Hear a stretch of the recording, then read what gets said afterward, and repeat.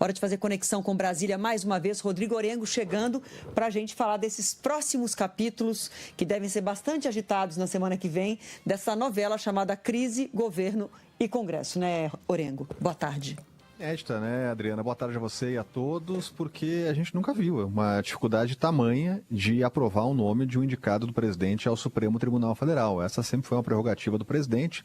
Sempre a crítica que a gente ouviu aqui, até dentro do Congresso Nacional, era no sentido contrário, que era muito fácil, que aquela sabatina lá era para inglês ver, né? Virava ali uma sessão de bajulação. Então era meio que jogo jogado, só que agora esse cenário mudou. Mudou porque há uma resistência enorme dentro do parlamento. Sabe que conversando com senadores, Adriano, o que a gente ouve de parlamentares e até de ministros também é o seguinte, que o Jorge Messias hoje, ele seria uma espécie ali de Dino 2, um ministro totalmente alinhado com o governo, ali, com uma identidade com o governo. E os parlamentares queriam, nesse momento, alguém que tivesse ali um perfil diferente. Poderia ser, por exemplo, uma pessoa que fizesse uma interlocução melhor do Congresso Nacional com o Supremo Tribunal Federal. E ficaram algumas arestas ali dentro do Senado também, porque o Jorge Messias, como advogado-geral da União, ele representa o governo em ações lá no Supremo Tribunal Federal. E o governo, diante de fragilidade no Congresso, tem procurado o Supremo para tentar reverter derrotas no Congresso. Então tem também esse antagonismo aí em algumas grandes discussões que a gente viu que passaram pelo parlamento e o governo, na figura de Jorge Messias, acabou realmente defendendo medidas contrárias a decisões do Congresso.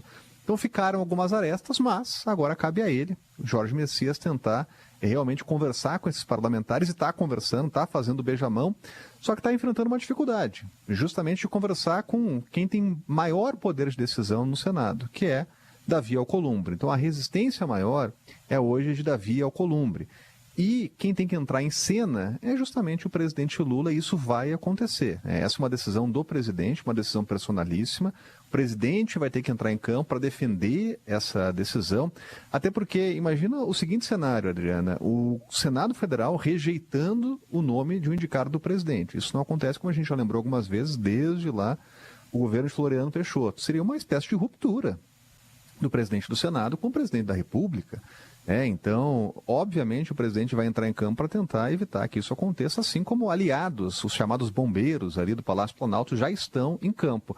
E a arma de negociação é aquela que a gente conhece há muito tempo, é a arma da velha política, que é a liberação de cargos, de emendas. Então isso já começou, já começaram a fazer os levantamentos.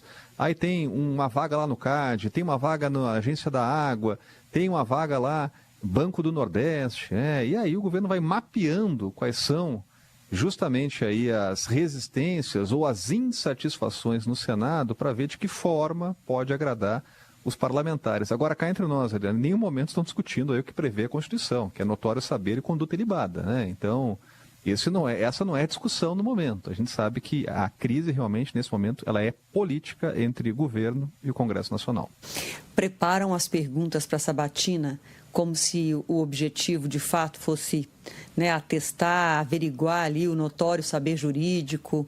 Então, a sabatina parece que estamos ali diante de algo que está sendo discutido, de fato, conforme determina a lei. Mas nos bastidores a gente sabe que a discussão é outra. Agora, Orengo, sobre esse ponto que você citou, do temor de um Dino 2, um Flávio Dino 2, aí é a pátria das ironias, porque temem o Dino, por ser ele o ministro Supremo que endureceu o jogo, que cobra e que investiga e que colocou em pauta, com um grande apoio popular, o assunto tem esse grande apelo popular, de defender transparência na execução das emendas parlamentares. Para onde é que vai o dinheiro? Não pode sair um dinheiro para uma conta que ninguém sabe quem, ninguém sabe para onde, se o projeto existe ou não existe, se foi feito ou se não foi feito. Só que, se eventualmente Jorge Messias, como temem alguns parlamentares, se tornasse um Flávio Dino 2, para ele se tornar, é emendas que se libera, são as emendas que o governo tem que liberar, é o cofre que o governo abre. Então, é a pátria das ironias, O mundo dá voltas, Adriano? Impressionante, Mas realmente essa é a maior resistência hoje, o avanço dessa investigação. Só rapidamente, o apoio de Flávio Dino, aliás, de Jorge Messias, o apoio de Jorge Messias, está vindo de onde se menos esperava. Está vindo lá de, por exemplo, segmentos ligados à oposição. Então, a maior dificuldade hoje do governo é com o Centrão. E, claro, com aqueles oposicionistas mais próximos do ex-presidente Jair Bolsonaro. Mas o indicado do presidente está recebendo o apoio de uma linha religiosa, inclusive do ministro do Supremo Tribunal Federal, André Mendonça, que é da mesma igreja que Jorge Messias e vem fazendo ponte com parlamentares de oposição. Mas o governo tem que avançar muito ainda, porque na contabilidade só tem em torno, por enquanto, de 30 votos e precisa de 41.